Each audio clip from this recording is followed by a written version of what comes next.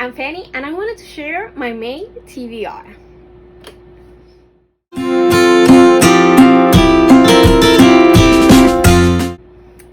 Before I go on to my TBR, I wanted to do a quick recap of what I read in May.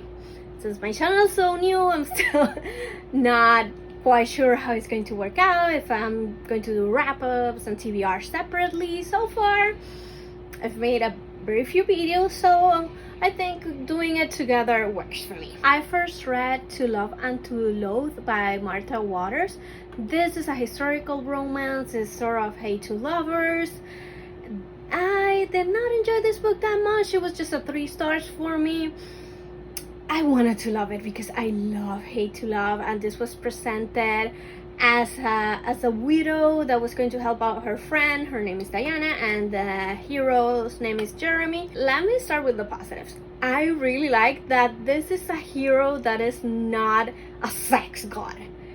He has some doubts as to his performance due to a bad review he received from a companion mistress, and he decides to ask his friend Diana to do the deed with him so he can rate how was it, because she's brutally honest with him. They hate each other and she's not gonna lie to him.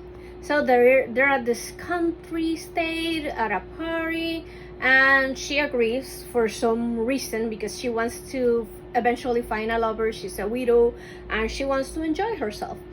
Obviously, along the story they start to develop feelings for each other, and it was cute. I liked their friend group, but this felt more like a romantic comedy than a historical romance, at least to the ones that I'm accustomed to. And I honestly prefer the more romance heavy than the just a rom-com side. And if I have to hear one more time that they were in the same circles at Oxford, oh my god. I am intrigued about this. Is the second book in the series. The name of the series is The Regency Vows. I could read the first one, as it's a marriage in trouble, and I think the third is coming out next year or later this year. I'm not opposed to reading them. I just didn't love the book. After that, I read Wild Child by Eloisa James. This was such a cute, fun book. I was slightly deceived by the premise.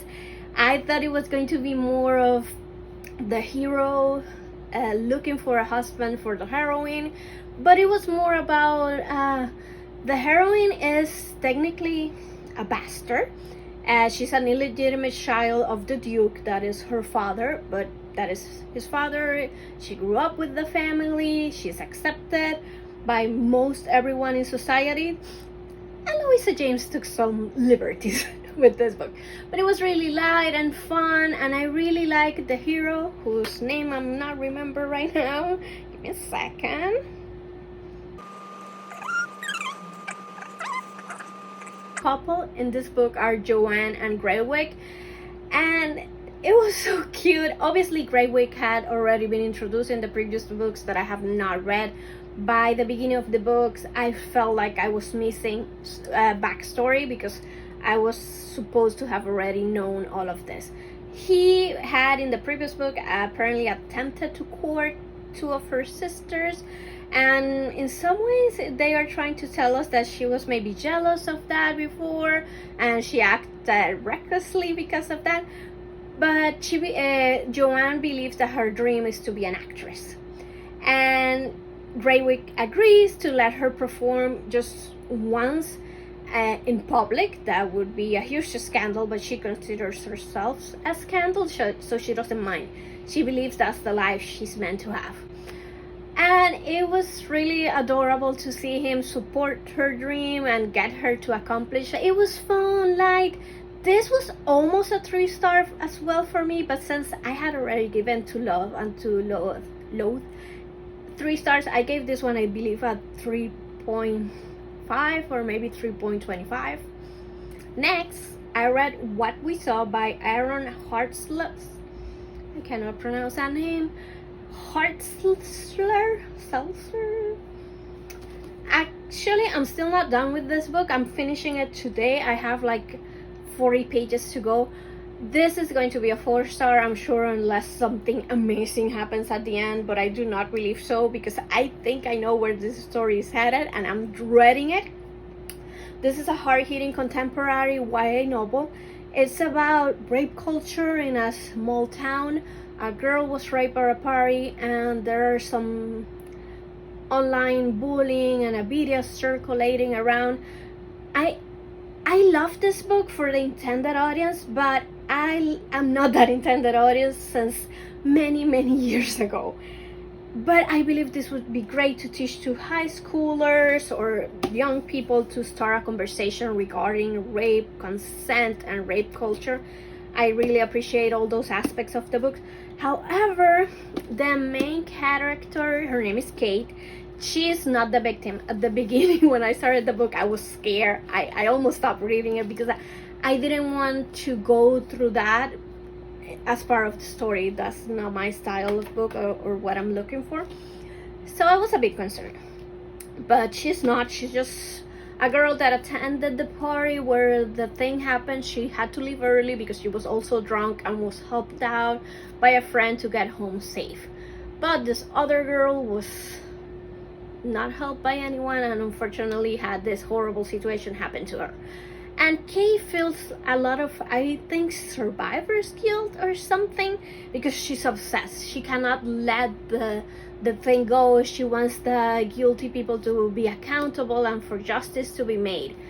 However, one of the downsides of the book is that Kate is like one of the only good people in the book. Like, she's the only one that finds this problematic. She's the only one that's not happy how the school is handling, how everyone is just protecting the boys that are supposedly did this horrible crime. And the only other people that agree are the people closest to her. One of her friends, the teacher that she likes, her parents. So it was like a bit, it was just so much like, oh yes, she's so perfect, of course she's the good character that we're supposed to empathize with, and everyone else was horrible. I'm not sure if I like that, but again, like I said, it's a simple story, maybe told for a way younger audience than I am, and it would be great for that.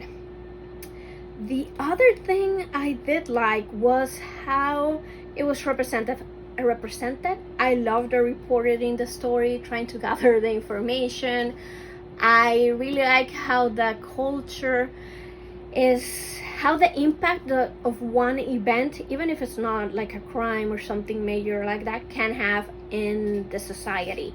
She speaks, there's a quote somewhere about what it means like for something so bad to happen, and they are all defined by it. This was a town no one knew before, and now they are only know as this scandal or this rape case. And all of them, there are Kate and her boyfriend, that this is where I know the story is going. The boyfriend was not one of the guilty guys, but I'm sure that I'm shipping this couple for it to blow up in my face, and he's going to be one of the people that saw and didn't do anything.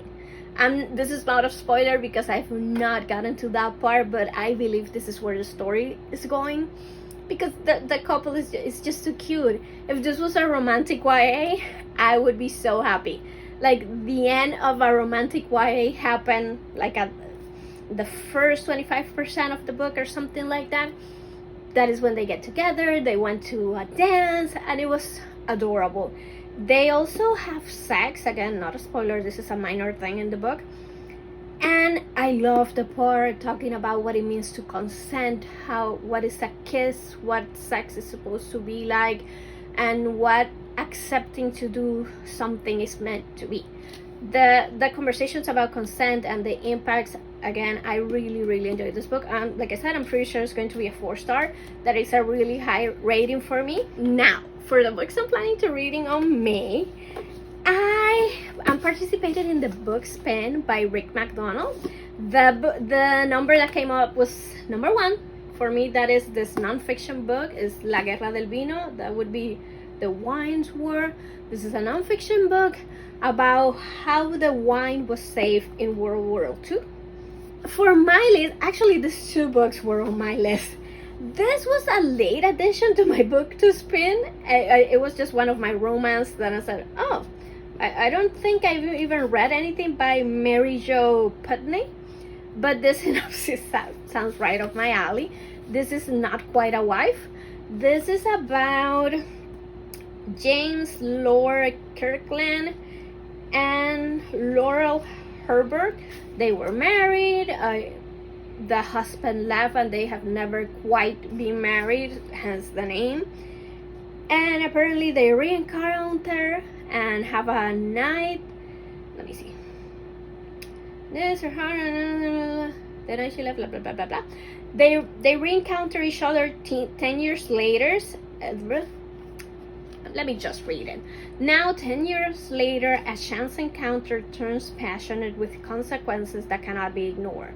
But as they try to rebuild what was broken, they must face common enemies and a very uncommon love. I love marriage in trouble stories. I do not like my historical romance, to have a villain, so I hope it's not going there. It sounds like she might be pregnant. I don't know, some people don't like surprise pregnancies. That is not me. And I was intrigued by this one. I've probably had this book for a while now and never got to it, so I'm happy to get to it.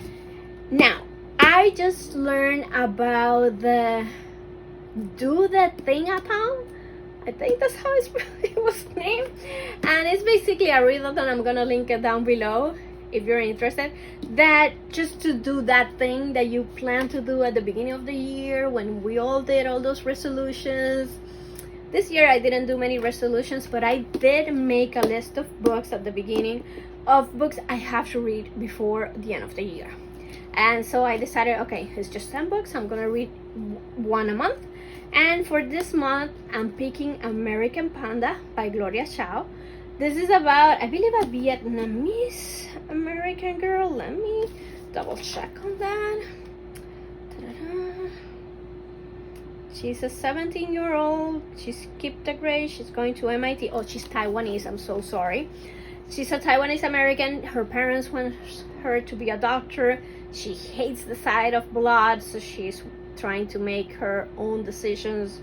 And basically it's a coming of age college story that has such a cute cover. I love it. I also want to read Miracle Creek by Angie Kim. I am not a thriller or mystery person, but I have noticed that most of the books of the thrillers that I do read that have a court scene in them, I tend to enjoy that. So I believe this is a legal-ish thriller. This book is about a small town in Virginia and a group that are part of a special treatment center and that have maybe some bogus scientific evidence that it works for the patients. And one day, this is in a hyperbaric chamber, it explodes and kills some people, and apparently this was done intentionally by one of the mothers of the patients. So it sounds intriguing. I've heard great things about it and I want to maybe give it a chance. So that is all that I have so far for my May TBR. I'm sure if I'm less lumpy than I am now, some things might be added to it. So we'll see. Thanks for watching and I hope you have a great reading month.